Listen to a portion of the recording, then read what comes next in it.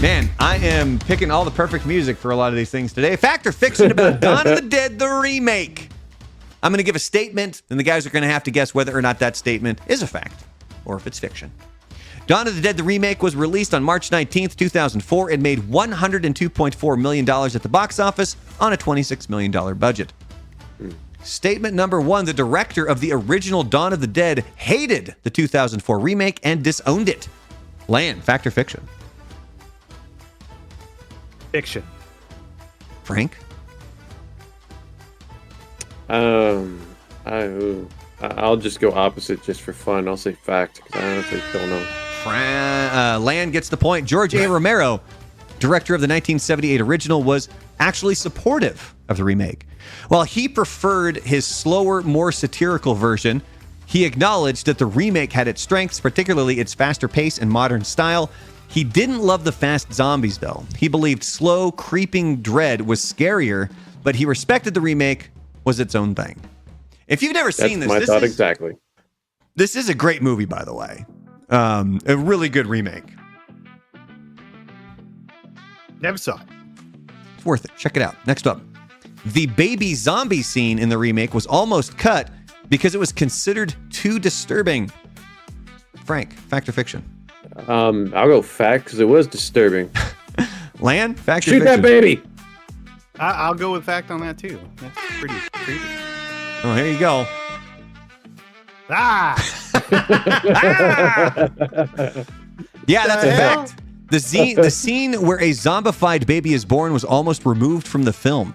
Some studio executives thought it went too far, but director Zack Snyder and writer James Gunn fought to keep it, believing it pushed boundaries and added emotional horror. It became one of the movie's most memorable and controversial moments. Yeah, it's always interesting kind of going back on stuff like this, and you can see why the movie was so good. It was written by James Gunn, and it was directed by Zack Snyder. It was before they could screw up their careers by doing DC stuff. Next up. Yeah. Zack Snyder had never directed a movie before Dawn of the Dead. Lan, fact or fiction? Fiction. Frank, fact or fiction? I'm gonna go fact. Frank gets the point. It was Zack Snyder's directorial debut. Before this, he was known for shooting commercials, and Universal took a risk giving him a major horror remake as his first film. His visual style and action-packed approach stood out, leading to his next big project. Frank, what was it? 300? 300, that is correct.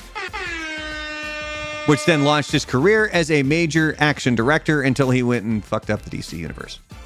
Yeah, don't let the Zach Bros hear you. They believe he's God. Look, I like a lot of his movies, but that DC stuff was fucking garbage, man. The DC stuff was trash. I liked it.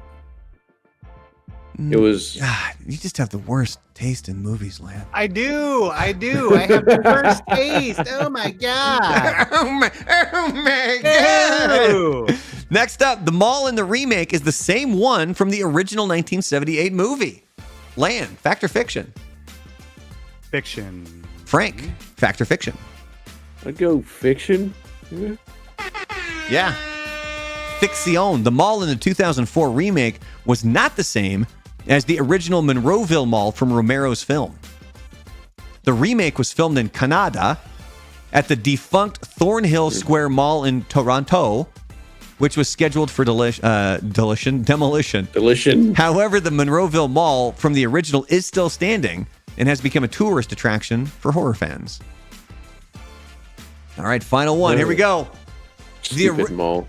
The original movie was a commentary on consumerism, but the remake dropped that message entirely. Frank, fact or fiction? That sounds like something that would be a fact, so I'm going to go fact. Lan, fact or fiction? Fact. I'm pretty sure I read that somewhere. You guys are smart. Yeah, mostly fact.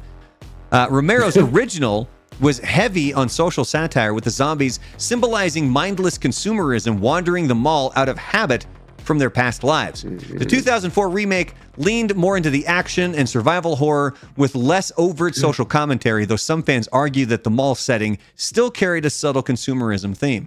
Screenwriter James Gunn said that his main goal was tension and horror and not making a social statement like George Romero. See, kids, that right there is a Penny's. That used to be a store in the mall. Was that JC? Is that same thing as JC? Yeah. Yeah, Penny's? it's before they added the JC, it was Penny's. When Wow. you Lan, were you on the same bus with me with the bus driver that was named Penny? Was Because- that the same bus that you would flip the trees off? Flip off those goddamn Because- trees? No, I think that was a different one. Yeah. Okay. I don't know. I really never paid attention to the bus drivers. Well, the only reason that one stands out is because we thought we were fucking hilarious because we would call her JC Penny. And we thought we were just, oh, we got her, dude, burn. Okay, JC. Like she would say something and we'd be like, okay, JC Penny. Yeah. Look, Yeah, I'm not little saying do you it's know the, that- I'm not saying it's my brightest moment. I mean, She would drop you guys. She would drop us off, and then she'd be crying. stupid. She was like, I kids. prefer Myron Frank. I actually shop at Kmart. Nordstrom. I'm a Nordy's girl.